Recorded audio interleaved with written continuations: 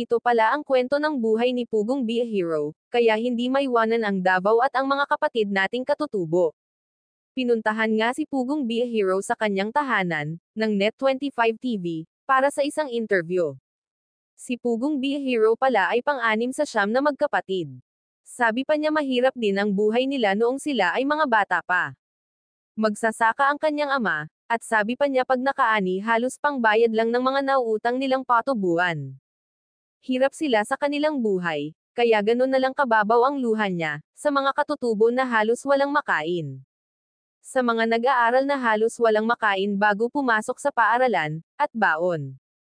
Kaya pumapasok sa school na walang laman ang tiyan. Dahil siya mismo naranasan niya ang ganoong sitwasyon.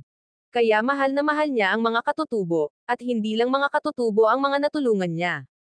Pag nakita niya na karapat dapat na tulungan, hindi siya nag-atubili na magpaabot ng tulong, kaya siya nagtagumpay sa kanyang pagbablog dahil sa mabait at may busilak na puso, na natili siyang #1 charity blogger sa bansang Pilipinas, at nakaagapay sa kanya ang mga mababait niyang sponsors, ang pagtulong maliit man o malaki, basta galing sa puso, at kahit hindi makita sa social media, at mas lalo pang pagpapalain basta galing lang sa puso ang pagtulong.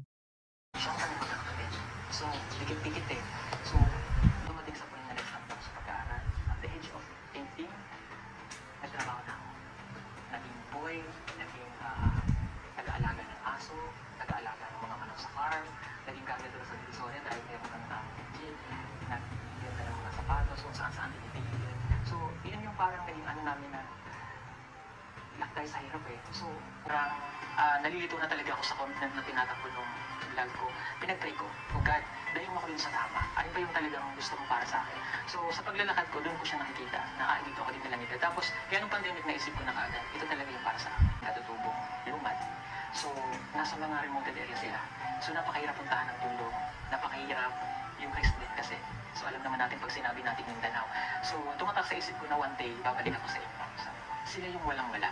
Sila yung walang kakayanan na makabili ng ganito, makapagpatayo ng bahay. Kasi nagsimula sa scratch talaga. Hindi sila nakapag-aral. Bihira.